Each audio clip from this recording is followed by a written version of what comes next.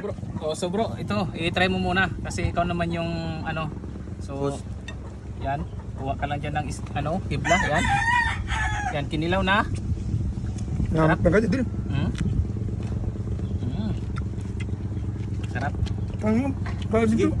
Kasi kinilaw siguro ito. Meron siyang ano. Yan bro, kuha ka dyan. Sarap yan. Yan. Sarap talaga yan. Mainit, maanghang, dili madiman.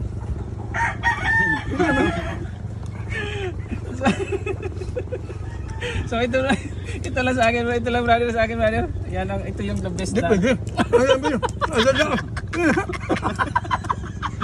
Sige, inungito niya niya ako. Ako na magungit kayo na. Challenge ba? Challenge. Hindi ako na puong ko. Alang-alang eh. Yan. Pero hindi na ba? Yan. Yan, try natin. Siyempre kasama pa rin natin si Kapis Bindor.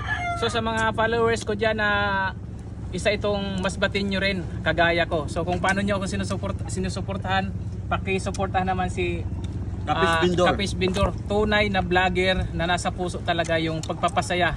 Lalong-lalo na dito sa aming mga masbatin. Kaya, let's go. Kain na tayo.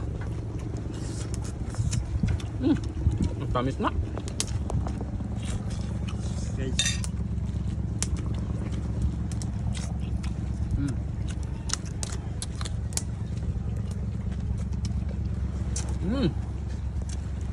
Yummy, yummy mga idol. Sarap. Seasoning. Grabe yummy idol. Maganda pagkatimpla. Sabi talaga. Maganda lasa. Maganda pagkatimpla. Perfect. Matamis yan na manghang dahil sa sili. Sukat siya naka-perfect. Mga ka-adventure, tangigi nga pala itong kinikilaw namin. Oh, nasa likod. Ate idol, ang kinilaw namin. Amin ang binitay na isda.Adaw. Ang tangigi. Yeah. Sarap. Batsa Bro, ka first time ko talaga nakapagkilaw dito sa area mo kaya sobrang excited ako. Alam nyo ba na hindi pa ako kumain ng umagahan para lang makapunta dito dahil gusto ko na talagang sulit yung kainan. Let's go.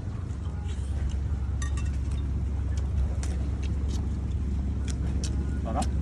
Tubuin Gabi lang talaga. ito. Tubuin.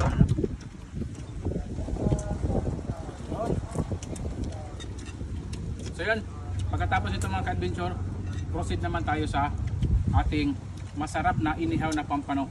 Uy, Ready ka na? tama-tama yun. Tara. Exact na idol. Isunod na ang kwan. Pampano. Ay, babi. Waka na eh.